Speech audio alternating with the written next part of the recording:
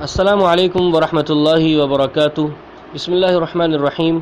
محترم سامعین و ناظرین، آج ایک نہایت ہی افسوسناک خبر کے ساتھ آپ کی خدمت میں حاضر ہوا ہوں۔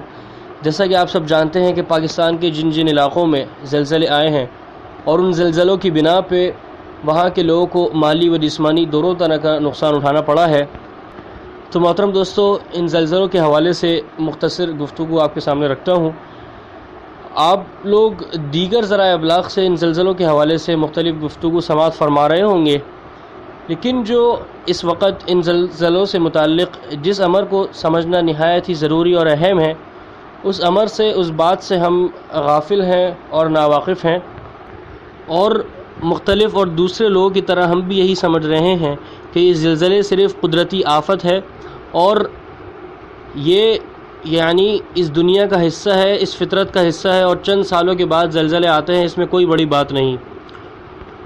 لیکن ہمارا یہ تصور کرنا بالکل ہی غلط ہے، کیونکہ یہ بات ضرور سمجھیے کہ زلزلے صرف قدرتی آفت نہیں بلکہ ہماری بدعمالیوں، اللہ کا عذاب اور قیامت کی نشانیوں میں سے ہیں۔ یعنی جس امت کے اعمال بہت زیادہ خراب ہو جاتے ہیں، وہ فتنوں میں مبتلا ہو جاتے ہیں، تو اللہ تعالیٰ کی طرف سے یہ تنبیہ ہے انہیں زلزلے کی صورت میں، جیسے کہ سورہ بنی اسرائیل کی آیت نمبر 59 کے اندر اللہ تعالیٰ فرماتے ہیں کہ ہم تو نشانیاں ڈرانے کے لیے ہی بھیجتے ہیں۔ یعنی کس چیز سے ڈرانے کے لیے؟ اپنے عذاب و سزا، اپنے غصے سے، اپنی پکڑ سے ڈرانے کے لیے بھیجتے ہیں اپنی نشانیاں، اور زلزلہ بھی ایک نشانی ہے۔ تو اللہ تعالیٰ نے یہ زلزلہ ہمیں ڈرانے کے لیے بھیجا ہے کہ ہم اپنے برے کاموں سے، اپنے گناہوں سے، اپنے برے افعال سے باز آ جائیں اور اللہ تعالیٰ کی طرف رجوع کر لیں اور اس سے توبہ کر لیں اپنے گناہوں کی۔ اور یاد رکھیے میرے دوستوں کہ اللہ تعالیٰ کا یہ قانون ہے کہ اپنے بندوں کو ان کی بدعمالیوں کی وجہ سے دنیا میں مختلف انداز میں تنبیہ فرماتا ہے۔ کچھ لوگوں کو جنگ و قتال میں مبتلا کر کے، اور کچھ لوگوں کو امن و امان کی نعمت سے محروم کر کے، تو کچھ کو مال جان اور اناج کی کمی میں مبتلا کر کے، اور کچھ کو مختلف فتنے اور زلزلے بھیج کر تنبیہ فرماتا ہے۔ جیسے کہ ایک دوسری آیت میں اللہ تعالیٰ فرماتا ہے کہ ہم ضرور بالضرور تم کو آزمائیں گے مال کی کمی سے، خوف سے، بھوک سے۔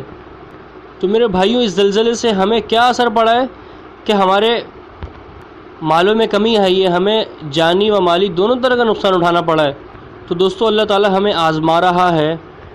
اور مزید وضاحت کے لیے سن لیجیے یہ حدیث جس میں زلزلے کے الفاظ آئے ہیں۔ یہ حدیث مسند احمد اور ابو داؤد کے اندر ہے کہ فتنے، زلزلے اور قتل امت کی بدعمالیوں کے سبب دنیاوی عذاب ہیں۔ یعنی دنیا میں تمہارے اندر یہ عذاب اللہ تعالیٰ تم پہ مسلط کرتا ہے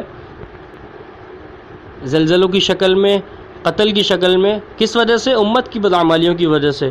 تو میرے بھائیوں، آج اس امت کے اندر، وہ امت جس کے اندر جھوٹ عام ہو جائے گا، وہ امت جس کے اندر خیانت عام ہو چکی ہے، وہ امت جس کے اندر زنا عام ہو چکا ہے، وہ امت جس کے اندر شراب عام ہو چکا ہے، وہ امت جس کے اندر وعدہ خلافی عام ہو چکی ہے، وہ امت جس کے اندر فحاشی پھیل چکی ہے بری طرح سے۔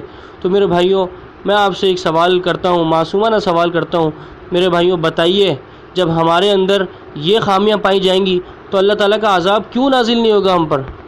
تو دوستو، اس موقع پہ ہمیں سب سے پہلے اپنے نفس کا محاسبہ کرنا چاہیے کہ ہم کیا اعمال کر رہے ہیں ایسے کہ جس کی بنا پہ ہم پہ زلزلے آ رہے ہیں، فتنے آ رہے ہیں۔ ان زلزلوں کے حوالے سے اگر ایک دفعہ پھر ہم دور نبوی کی طرف رخ کرتے ہیں تو اسلامی تاریخ میں سب سے پہلا زلزلہ خلیفہ ثانی سیدنا عمر رضی اللہ عنہ کے دور خلافت میں آیا۔ تو آپ رضی اللہ عنہ نے فرمایا کہ اللہ کی قسم، زلزلہ جو آیا ہے وہ کسی گناہ کے سبب ہی آیا ہے۔ تو حضرت عمر کے بھی اس قول سے واضح ہوتی ہے یہ بات کہ جو زلزلے ہیں یہ ہمارے گناہوں کے سبب آتے ہیں۔ یعنی اللہ تعالیٰ ہم سے ناراض ہے۔ ناراضگی کے حوالے سے اگر ایک روایت آپ کے سامنے پیش کرتا ہوں تو اس سے اور مزید بات واضح ہو جائے گی۔ جیسا کہ سیدنا ابن مسعود رضی اللہ عنہ کے بارے میں آتا ہے کہ ان کے زمانے میں کوفہ میں زلزلہ آیا تو انہوں نے یہ اعلان کیا کہ اے لوگو، یقیناً تمہارا رب تم سے ناراض ہو چکا ہے، اور اپنی رضامندی چاہوں سے راضی کرو اور اسی کی طرف رجوع کرتے ہوئے توبہ کرو، ورنہ اسے یہ نہ پرواہ ہوگی کہ تم کس وادی میں ہلاک و برباد ہوتے ہو۔ اللہ اکبر!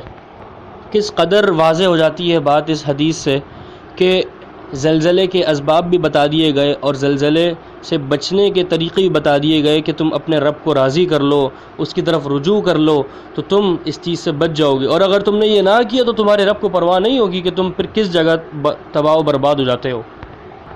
دوستو، آخری میں ایک تنبیہ کے ساتھ اپنی بات کو ختم کرتا ہوں کہ کیا ہم ان لوگوں میں سے ہو گئے ہیں کہ جن کے بارے میں اللہ تعالیٰ فرماتا ہے قرآن میں کہ یقیناً جن لوگوں کے حق میں آپ کے رب کی بات ثابت ہو چکی ہے کہ وہ ایمان نہیں لائیں گے، گو ان کے پاس تمام نشانیاں ہی پہنچ جائیں جب تک کہ وہ دردناک عذاب کو نہ دیکھ لیں۔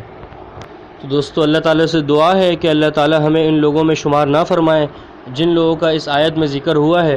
اللہ تعالیٰ سے دعا کرتا ہوں کہ اللہ تعالیٰ ہمیں توبہ کرنے کی توفیق عطا فرمائے اور ان تمام قدرتی آفات سے اور فتنوں سے ہمیں محفوظ فرمائے۔ جزاکم اللہ خیر و احسن الجزاء، والسلام علیکم ورحمۃ اللہ وبرکاتہ۔ Subscribe our channel, you will get soon next videos inshallah.